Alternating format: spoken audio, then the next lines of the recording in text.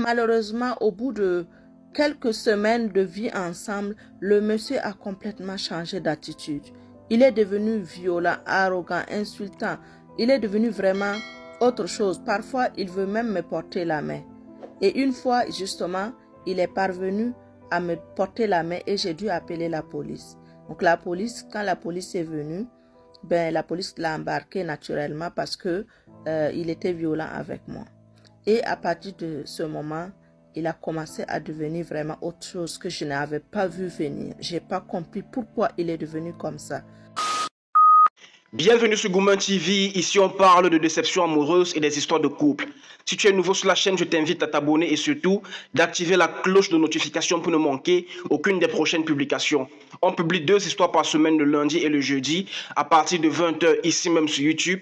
Et on a également une session en direct sur TikTok tous les samedis à partir de 20 h où les gens viennent raconter leurs histoires en direct. Alors si toi également tu as une histoire que tu souhaites partager, que ce soit la tienne ou celle d'une personne que tu connais, envoie-la en note vocale au numéro WhatsApp qui s'affiche à l'écran et on va la jouer ici sur YouTube, sur Facebook et sur TikTok. Pour ceux d'entre vous qui aimeraient que leurs histoires soient diffusées de manière anonyme, ne vous inquiétez surtout pas, vous n'avez qu'à le préciser avant et votre voix sera modifiée de sorte que personne ne puisse vous identifier à travers elle. Et surtout les amis, de grâce, laissez toujours un commentaire et un pouce bleu à la fin de l'histoire car ça permet d'encourager les narrateurs mais également de référencer la chaîne et de faire grandir la communauté. Donc, sans plus tarder, on va écouter l'histoire d'aujourd'hui.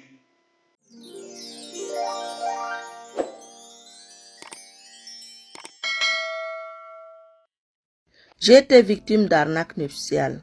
Oui, vous avez bien compris. Arnaque nuptiale, c'est-à-dire un mariage frauduleux, un mariage monté de toutes pièces. Je vous explique.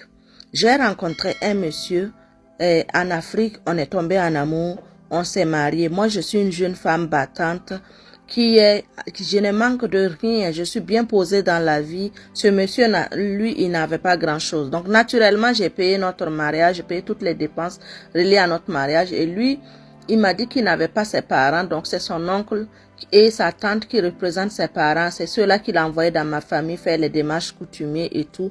Et on a organisé une grande fête pour notre mariage et tout. Donc, comme j'ai assez de moyens et des relations, je nous ai obtenu des visas pour venir au Canada pour passer notre lune de miel. On n'est pas venu pour rester. On est venu juste pour passer le lune de miel que j'ai payé naturellement. Donc, arrivé ici, le monsieur m'a dit qu'il veut rester. À la fin de notre séjour, il m'a dit, mon mari m'a dit qu'il veut rester ici au Canada. J'ai dit, ok. Alors, avec mon argent encore, on a pris un appartement parce qu'on a été hébergé par mes amis, donc je remercie au passage. Donc finalement, et on a pris un appartement et ce monsieur a introduit une demande de réfugié donc pour avoir, parce que c'est lui qui a plus envie de rester. Bon, c'est lui qui a fait ses démarches pour demander l'asile pour pouvoir rester. Donc mais malheureusement au bout de quelques semaines de vie ensemble, le monsieur a complètement changé d'attitude. Il est devenu violent, arrogant, insultant. Il est devenu vraiment autre chose. Parfois, il veut même me porter la main. Et une fois, justement, il est parvenu à me porter la main et j'ai dû appeler la police. Donc la police, quand la police est venue, la police l'a embarqué naturellement parce que il était violent avec moi. Et à partir de ce moment, il a commencé à devenir vraiment autre chose que je n'avais pas vu venir. Je n'ai pas compris pourquoi il est devenu comme ça.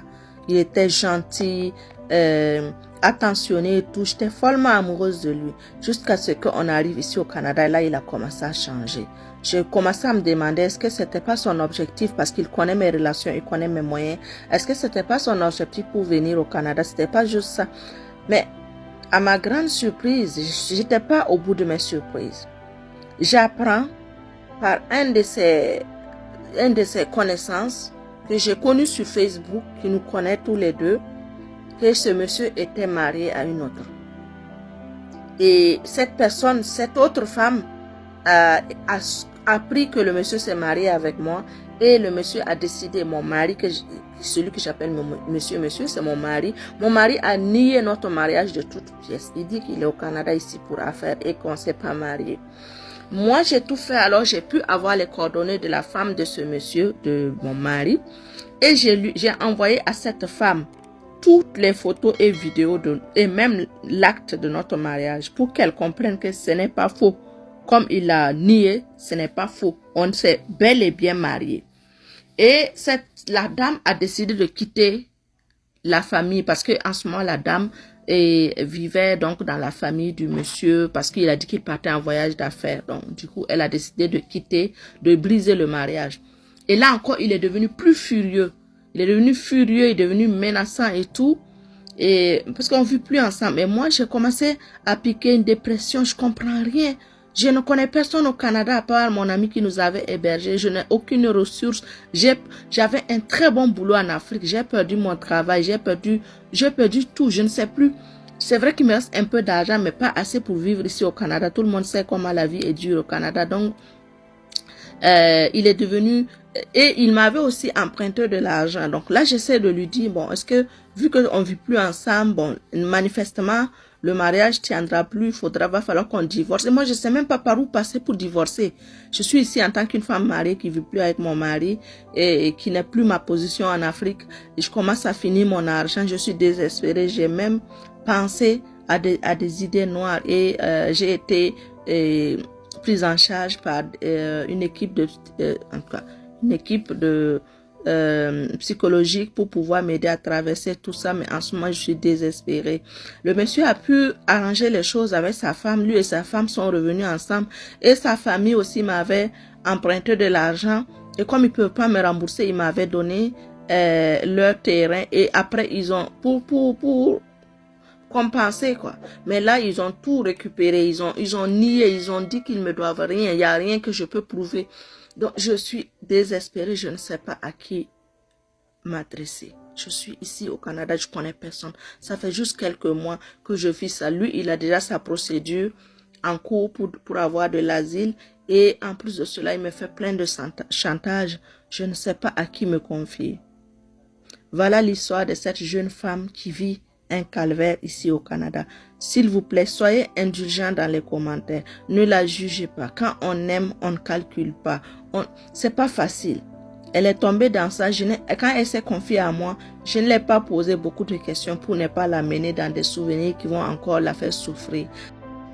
Alors, c'est la fin de cet épisode. Si vous avez aimé, laissez simplement un petit pouce bleu et donnez votre avis en commentaire, car bien évidemment, votre avis compte énormément.